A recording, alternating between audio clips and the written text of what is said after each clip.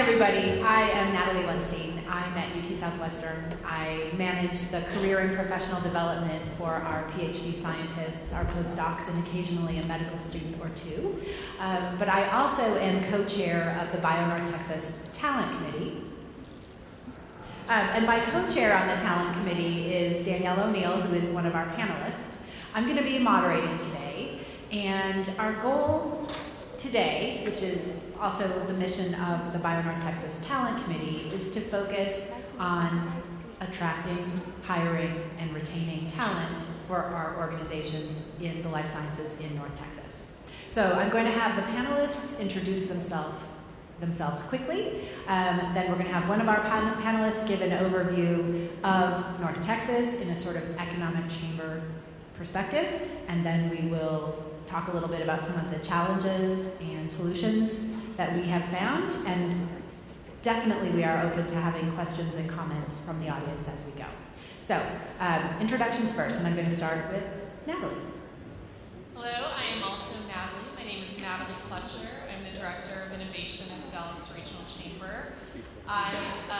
Basically what I do day to day is stimulate and activate innovation in the DFW region by connecting entrepreneurs, investors, startups, researchers, innovators, and the business community together. Prior to being at the Chamber, I was in a sales and marketing consulting role, and prior to that, I worked for a tech startup accelerator and incubator here in town called Tech Wildcatters. Good afternoon. I'm Danielle O'Neill. I'm a sales manager with Kelly Scientific Resources. We are a division of Kelly Services, the global staffing and recruiting firm. My group focuses on recruiting scientific talent for many industries across the U.S.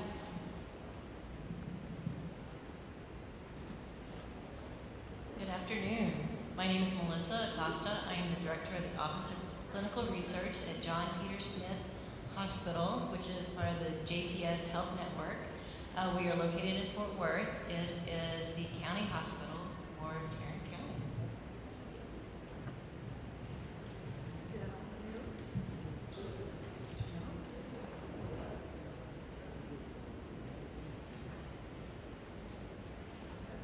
Is that better? Okay. Okay, great. So, good afternoon. I'm Alia Khan, and I'm the Director of Talent Management at Galderma Laboratories, and that is a division of Nestle Skin Health. We're based here in Fort Worth, corporate headquarters in Lausanne, Switzerland, and we focus in dermatology with aesthetics, prescription, and over-the-counter products.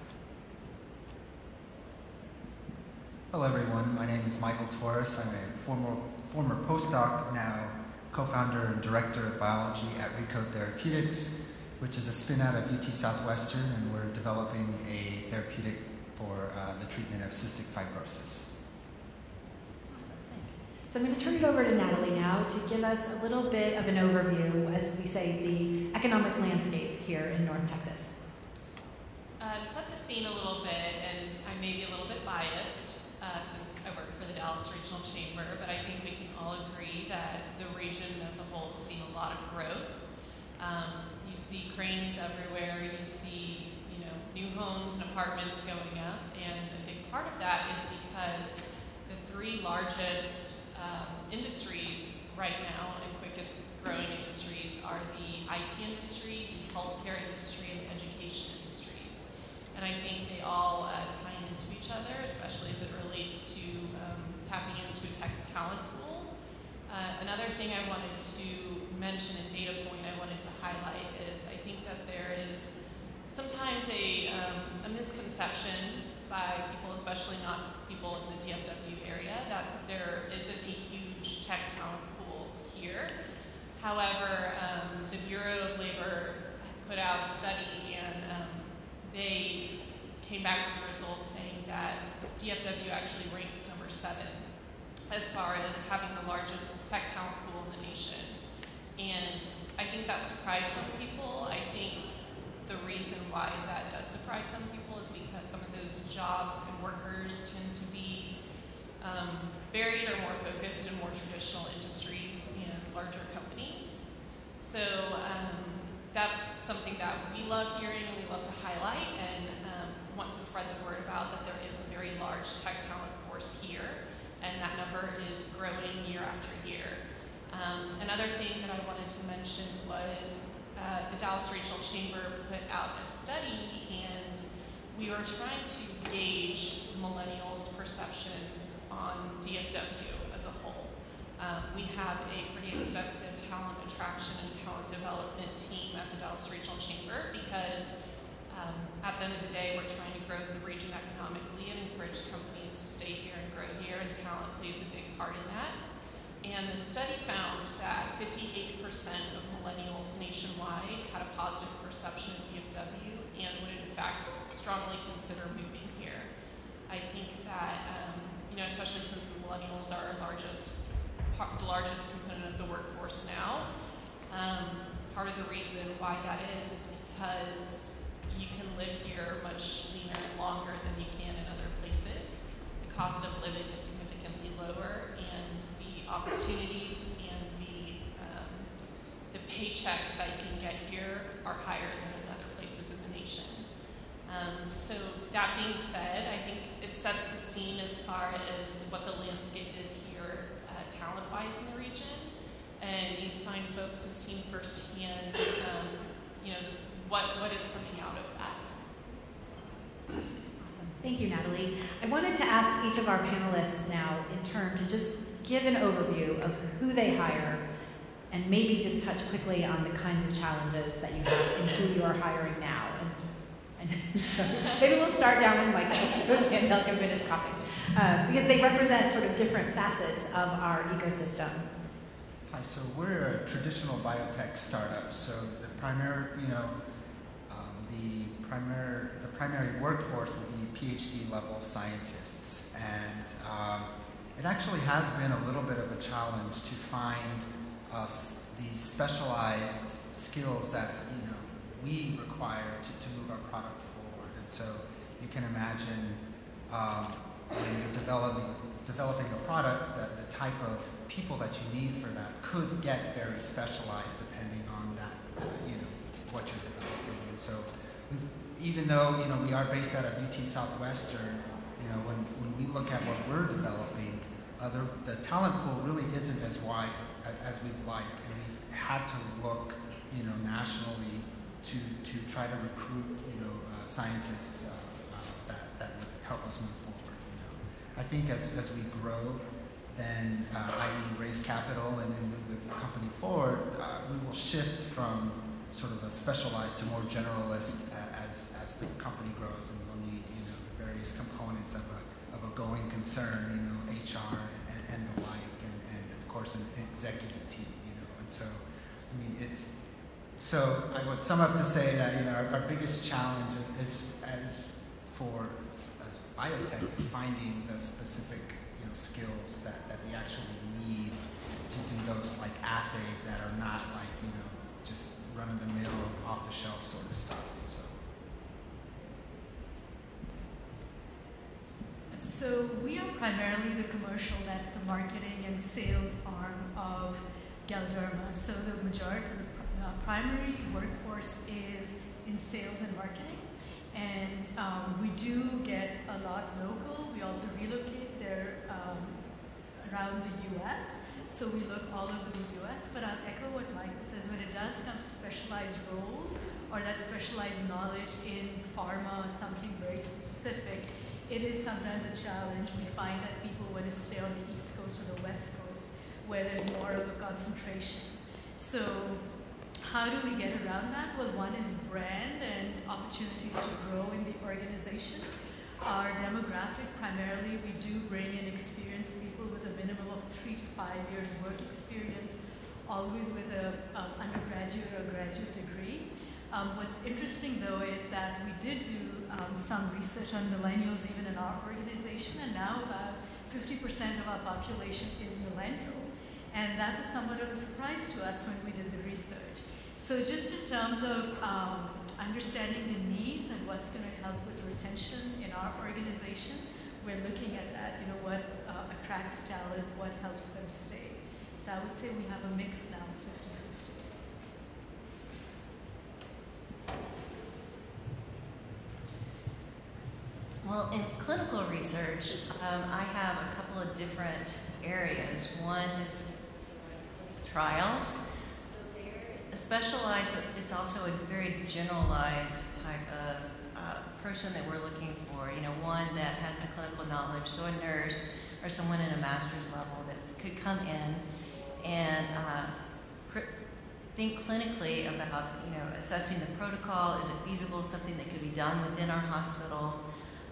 Recruit the patients, so they do need to have, they need to be a people person. They need to be able to interact with the physician, with the research staff, and the patients, so they need to be able to interact on multiple levels. So in that arena, it really is someone that is clinically oriented, but has the ability to really interact well with people. And then I have another area that is more data-driven, so it's and I'm specifically looking for data scientists right now. Within a hospital system, there is a tremendous amount of data that can be taken out of the electronic medical record system, and that data needs to be analyzed to answer specific questions. So we need master levels, our PhDs in epidemiology and biostatisticians. So that's a different set of individuals that we would hire. And then a third group would be compliance, because along with all the research, you also need to ensure that you're meeting all of the federal and state regulations and you're following all of the integrity. So, so that I need someone that has, experience in IRBs and all the other federal regulations that are required. So as I mentioned before, we recruit for a variety of industries. So that would include biotech and pharma, of course, oil and gas, food and beverage, cosmetics, nutraceuticals, petrochemicals, clinical research, clinical lab. So really, if you are a scientist, I probably need you somewhere. Which I got you on the data scientist. I got you, call me.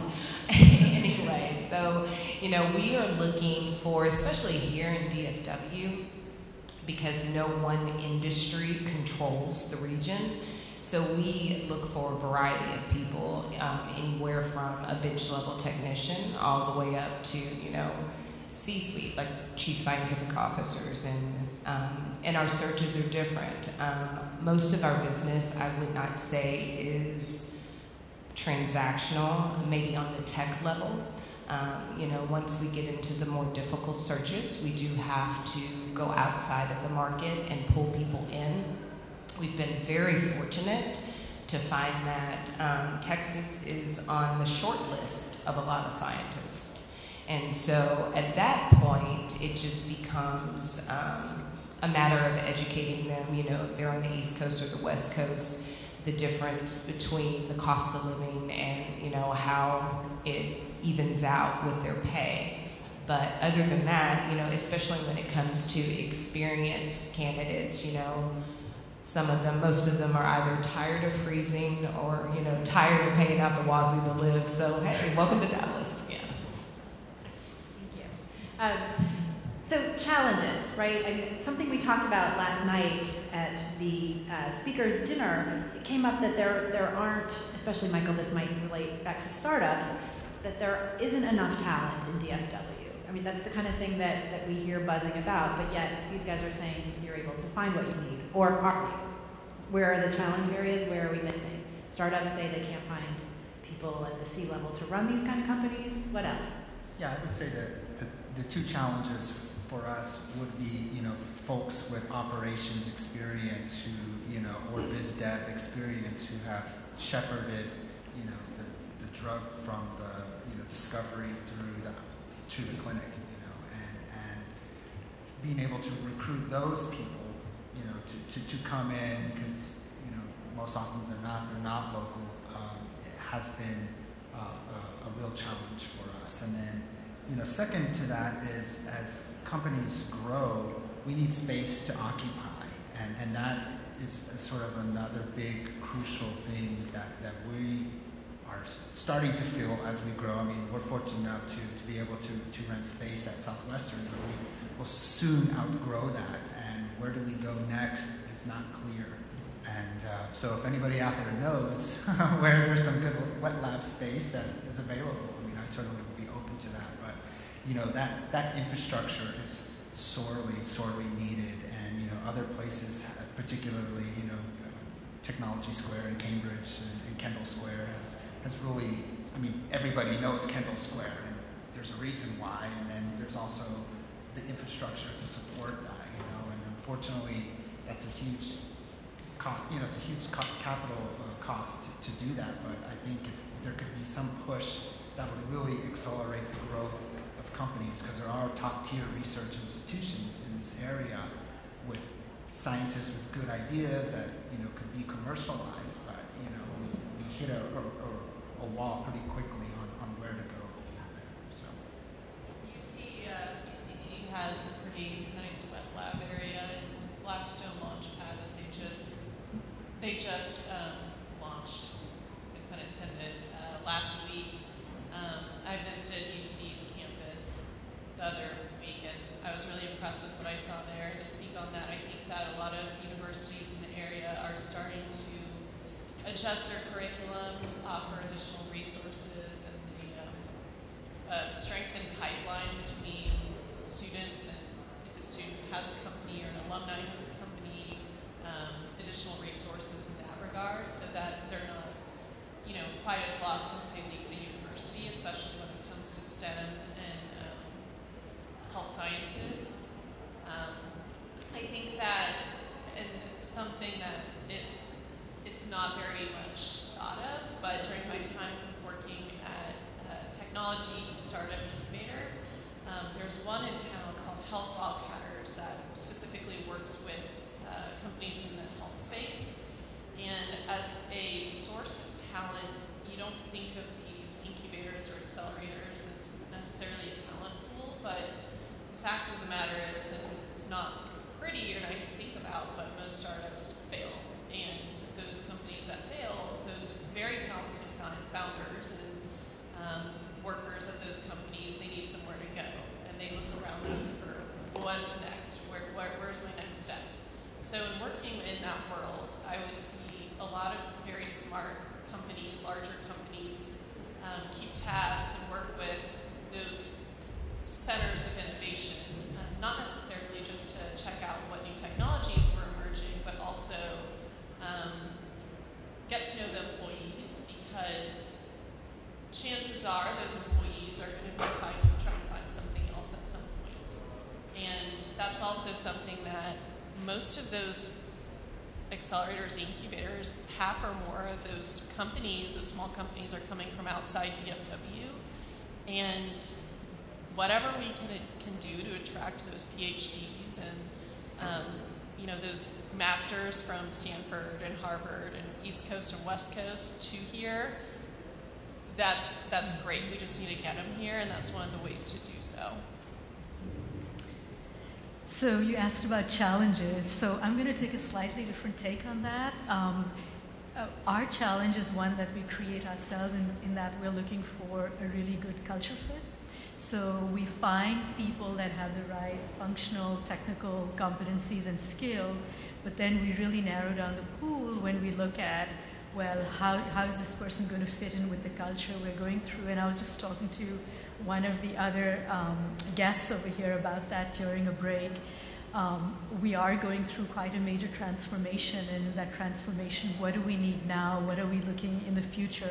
One of the key things that we need is agility, because there's so much change taking place all around us.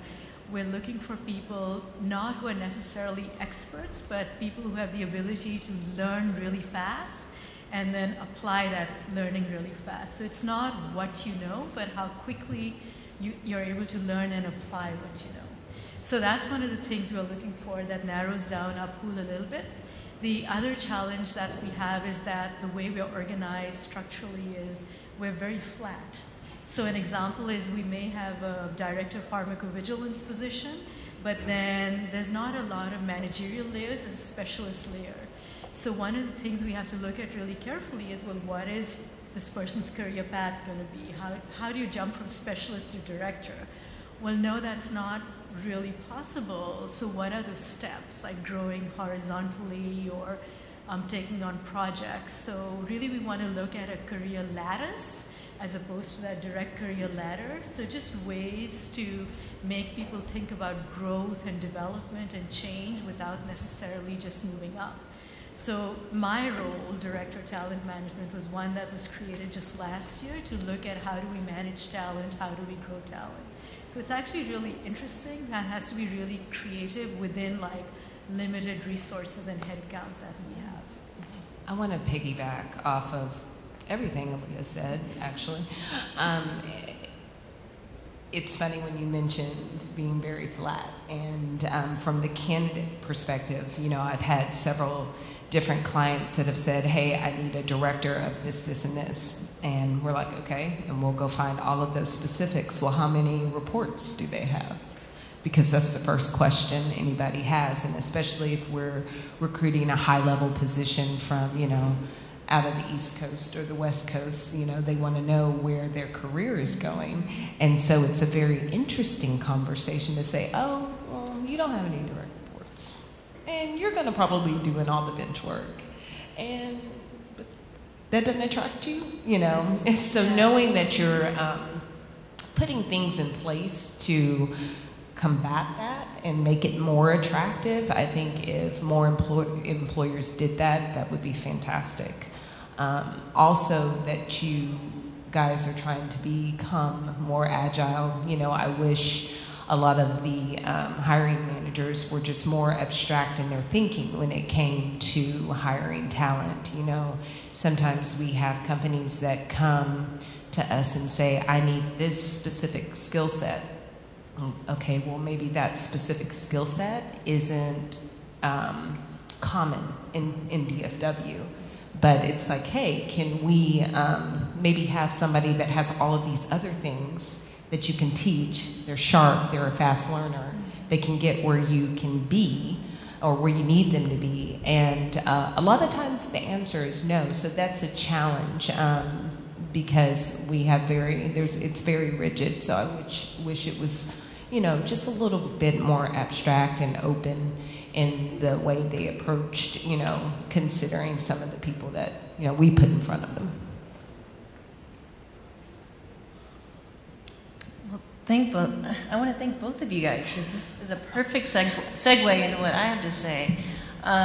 In addition to us actually looking at the specific skill set that we need, we're looking at the emotional intelligence of our candidates. You know, are they self-aware of their emotions? I mean, can they, yes, they're intelligent, but can they think outside of their intelligence? Are they just aware of who they are, how they present, how they can perceive someone else? You know, can they read someone else? Can they respond to them appropriately? Because a lot of times we'll see that millennials coming in and their personalities are flat, and they're just not really aware of who they are and how they come off. So for us, they need the talent. I mean, they need the skill sets, but they also just need the emotional intelligence to interact with others. Yes, Danielle has actually come to UT Southwestern and done some skill development training with our scientists, not to stereotype and say that scientists need training in communication and presentation, but I think it's a fair enough thing to say. So thinking about innovation and collaboration, at least, the I and one of the C's, it does seem like that there's potential in DFW for that kind of, I guess, creativity in the hiring, because, you know, I don't want this to turn into a, but we're not San Francisco. But I do hear often that it's hard to attract someone here because we don't have a big pool if the job doesn't work out, or, you know, for whatever reason, company X doesn't work out. There might be company Y, but there's not a whole other alphabet. And I don't know if any of you guys can talk about that, especially those, maybe Natalie, you have something to say? Good. I can definitely speak to that, and without naming any names, we're definitely starting to see in the past year or two reemergence of biopharma companies, healthcare companies who in the past have overlooked or passed on coming to DFW. They're coming back to the negotiating table, at least with the Dallas Regional Chamber as far as relocation. So, of course, any large company in that industry moving here would bring with them a whole other set of talent with them. You know, they would draw the people in their wake, plus their current employees who may or may not be there for forever. So that's something that I can speak on, that it's heading in the right direction for sure. You sure you can't tell us names? Sure. Okay, can you say anything about the Amazon proposal? We are working very hard, and we have not sent them a 21-foot tall cactus like Tucson did. But from a non-biased standpoint, I think we have a lot to offer, and we check a lot of the boxes that they've requested filled, and we'll see how it goes. I mean, it's going to come down to data, and we're presenting the best data from all over DFW that we can. So we're working with the other regional chambers and the other, all the city entities in DFW to put our best foot forward in that regard. Fantastic. If I can just add to that, one of the things that we've seen is that the area is somewhat of an unknown to people, and sometimes when they're reluctant, it's because they don't know. So a lot of it has to do with education and bringing people in here, having them explore the area. And we found once people come here, then they actually don't want to leave. So that's getting beyond that hurdle of just educating people about the area is really important. And I know that in our company, we also offer really, really good relocation packages, so that helps in bringing people here as well. Excellent. To your point, we are working with a company here, and they flew in a candidate, and he lives in Washington State, and he'd never been to Dallas, but the specs of the position were in line with where he wanted to take his career. And so we're waiting for the client to give us a yay or nay on whether he's going to be a fit for them, but he emailed our recruiter and said, hey, you know what? I realize that DFW is a place for my family, so I'm going to start an active search with other organizations there as well. So you were spot on when you say, once they come and get a feel for it, put eyes to it. I mean, they're definitely attracted to it. Well, let me ask the room. I'll raise my hand first. How many people in the room never dreamed that they would be living in Texas or Dallas? Maybe, yeah, so it's surprising. It is a very transitory, and I don't know, do you have stats on like how many people are not from Texas that end up coming in and out of here? I suppose that's something we could go look up. I don't mean to put you on the spot. I'm sure I could dig up something, but I can tell you that I believe it's 17.8% of the Dallas population was actually, or the Dallas workforce was born in a different country. So interesting. That's really interesting. Well, I know 70% of my postdocs are international. And really quickly, do we have any, from any of the institutions, students or postdocs who are here still at the summit? Maybe everyone went back to the lab. Okay. I know we have a few here and there. So, and I think that's important too when we talk about there's pipeline and there's, raw versus experienced talent. And I think, we need to combine a little bit. Anything else to add from the panel? I thought I'd open up and see if there were any questions or final concerns that anyone wants to talk about. Yes, one other thought I would add is something that we're also starting to see some, hospitals piloting, and certainly other large corporations have started to do it as well, is continuing education within their existing workforce, so upskilling current employees. I think, especially when it comes to hospitals, it takes a certain type of person and personality to work there. So, finding those employees who are already there and may have a, secondary degree that's not necessarily a 4-year degree or a master's or a PhD, but putting them in a sort of program within your organization or within a community college or a college in the area to upskill them. The retention and the loyalty is certainly there from the employee already.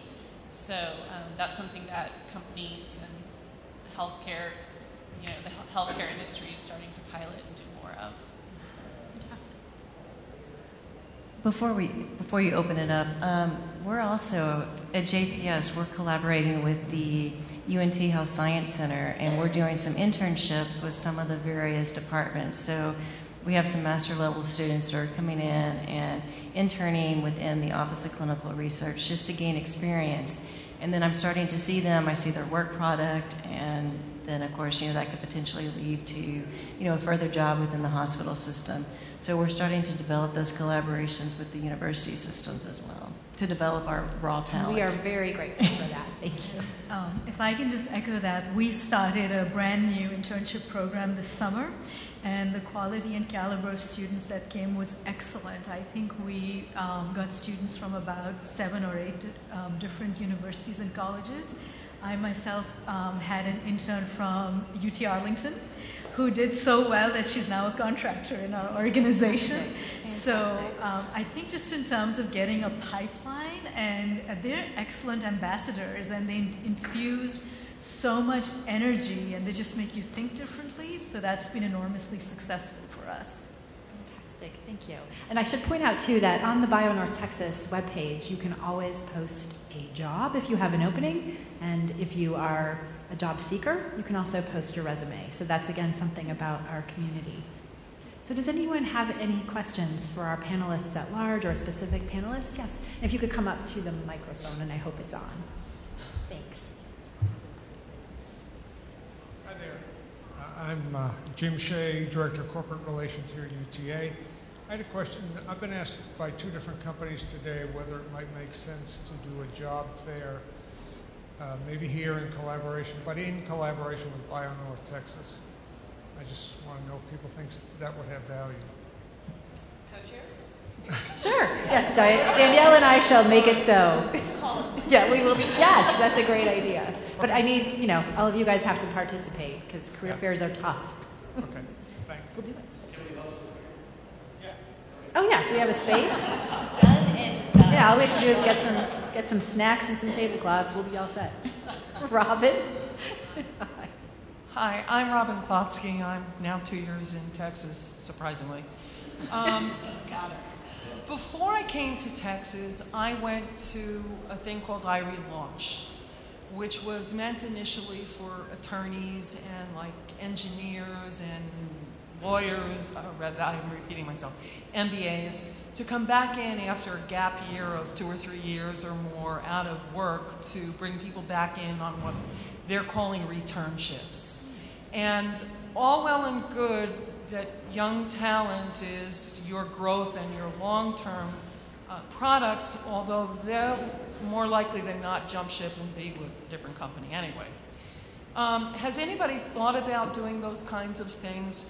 Because everywhere you have some wonderful, mature talent that has wonderful skills to offer you that might not be fresh, but may perhaps offer you as much or more than your incoming interns. Mm-hmm. So from a staffing perspective, I'll kind of speak to that. I agree with you. A lot of times we are faced with candidates that may have a gap for any reason. And there are challenges that come with that. But we pride ourselves in not just matching skill sets to a client, but also making sure it's a culture fit as well. And if we see somebody that's had this gap, but we know that they have the technical aptitude required to do the job, then we're going to present that person. Now, on the flip side, with the candidate, a lot of times it's, okay, well, this is what I was making when I left the workforce X number of years ago, and this is probably what I should make, so I want this astronomical number, and I'm not going to budge. And whereas you're nodding your head saying, no, you can't do it, you would be surprised the number of people that we run into where it's like, okay, we need to manage these expectations a little bit more and kind of bring them back, down to reality. But we've had success filling those roles, with people that have had gaps. It's just about making sure it's a good match overall, and we're going to do that regardless of whether it's somebody that's had a gap in employment or that's a new grad. Thank you. I would say the same as well, that we don't have any particular demographic that we approach, or people who are passive candidates or who have gaps or whatever. In fact, the largest source of our new hires are employee referrals. And we have employees across the board, so we take our referrals very seriously. And anyone, like Danielle said, if there's that culture fit, that's the good thing, the skills and the culture fit. Thank you. So judging by the show of hands, I may be one of the few native Dallasites in this room. And as such, in being a former wet lab scientist, it's been mentioned probably at least 3 times today by panelists that we have a lack of wet lab space. And so I guess combining that with the mention of both Health and Tech Wildcatters, which are both privately funded organizations, what do you think it's going to take, and are there things being done? Is it going to take initiatives from universities? Is it going to take public initiatives? Is it going to take private initiatives, philanthropic initiatives? I'm wondering what you see is something that can really incubate and percolate that process, developing wet lab space, because again, that's one of the biggest needs I think that we have in DFW based on the comments that have been made today. I think that at least in the short term, it'll probably stay as more of a private incubator style type thing. There was talks about almost like a makerspace, wet lab type space being constructed and built over by Redbird Mall, which is going to be redone into a whole new business and innovation entrepreneurship center. Again, that's still in the design phase.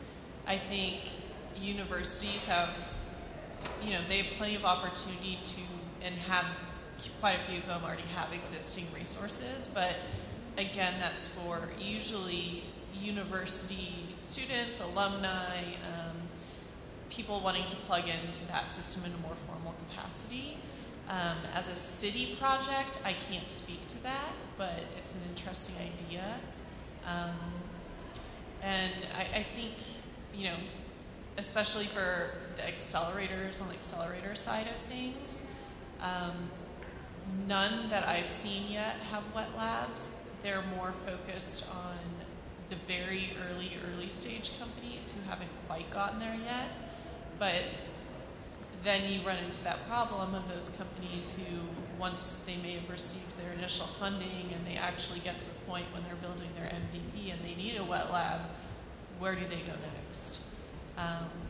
There's also another accelerator in the area called Glide Village, and they're actually kind of spinning off a longer runway concept called co-build, where they actually help their investments build out their concepts on a longer term. And I'm not sure, they would probably work with community partners on tapping in on a resource such as that, especially for a company that they've already invested in and they have a stake in.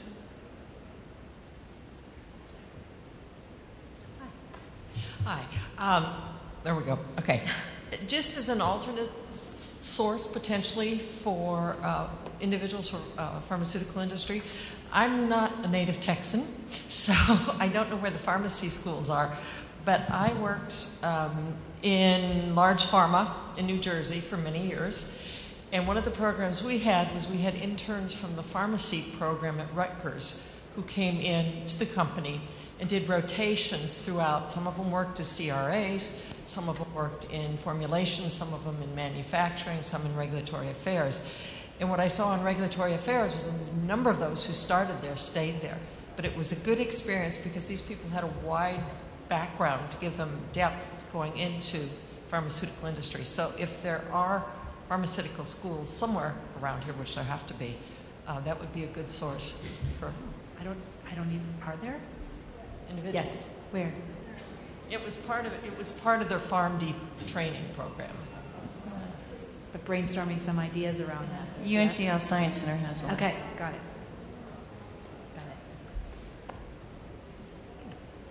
Any other questions? Hey, the UNT Health Science Center table, you can pay me afterwards for all your plugs. No,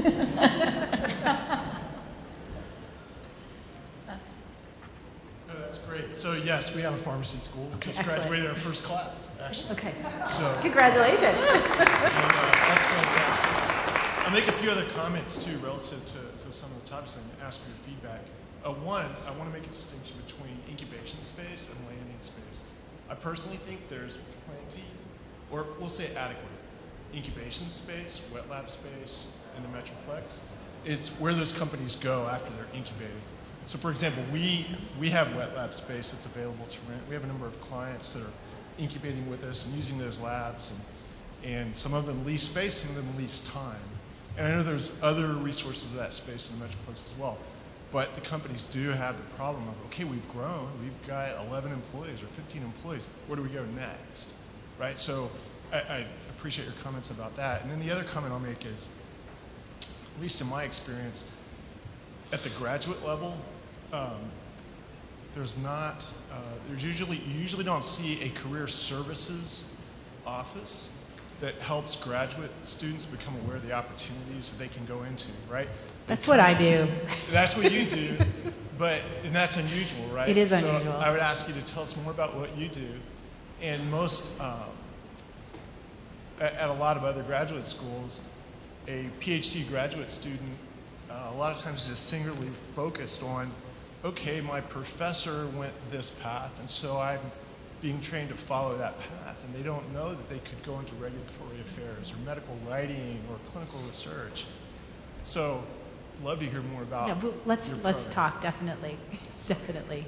Yeah, it is actually a trend across the United States. People who do graduate or postdoc career advising. I'm in a professional association that this week has 396 members, but 5 years ago had around 100.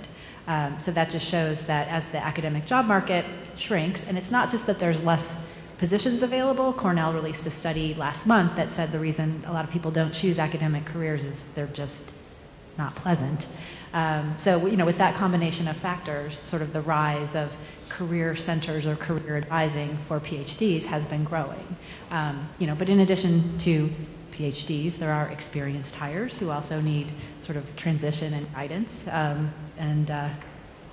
Yeah, on that, I don't really know where I'm going with that, other than that there's resources here for us. And I really like Betty's idea about sort of a rotational thing. And even if we don't have any big pharma here, maybe we could create something like that among the many entities in BioNorth Texas, and someone could learn what they needed from various entities or institutions within our ecosystem.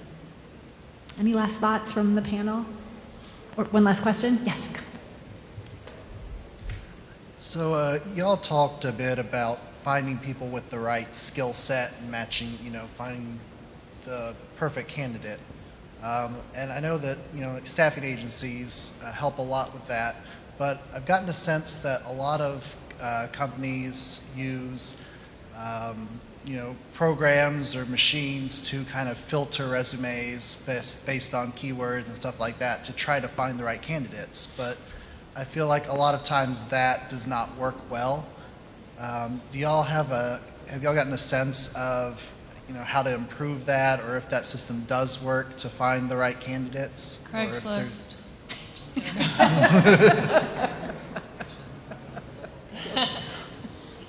I'll take a stab at that. So there are, we can put spiders out into our network, and we have it's called the Kelly Career Network, and pull resumes from many different sources.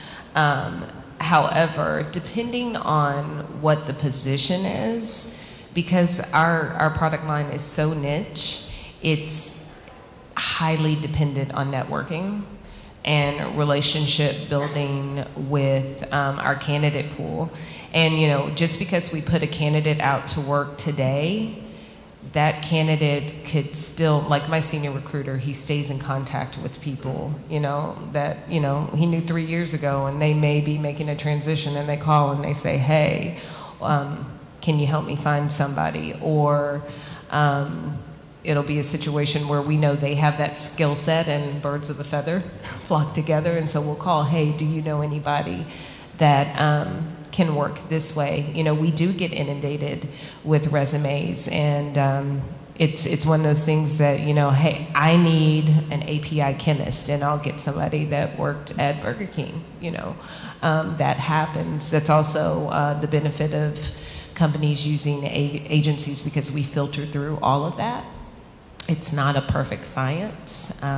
We try not to use the standard things like Career Builder or LinkedIn, because, I mean, they're just there. You know, we have to dig. A lot of times we are going in and plucking people out of places, you know, when we have to actually put on our headhunter hats.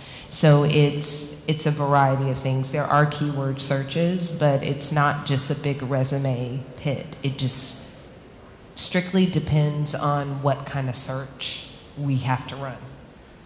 I'll just reiterate, add to that, yes, we do the word searches, and I have a team of excellent recruiters who do that, but in addition to that, most of our hires do come from referrals, and that way we get the people with the right skill sets and not just the technical competencies that show up. So that's really important, because the candidates that's perfect for a job today may not be perfect for the organization tomorrow, because everything is changing so fast around us. We have to get people who have that ability to learn and learn really fast. So that's really critical.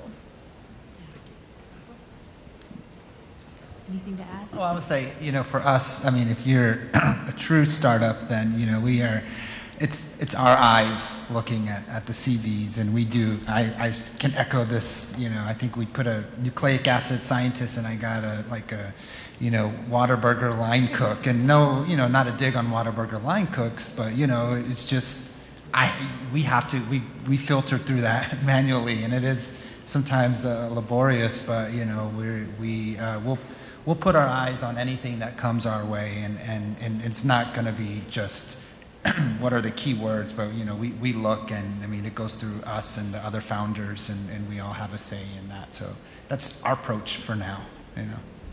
Nucleic acid in fast food anyway? So links between fast food and science. Yeah, 80 to 90%. I've heard different figures of jobs are found through referrals. And I feel really strongly that the BioNorth Texas community is a great place to facilitate that. So with that, I want to thank these panelists for giving their time, and thank all of you for your questions. Thanks.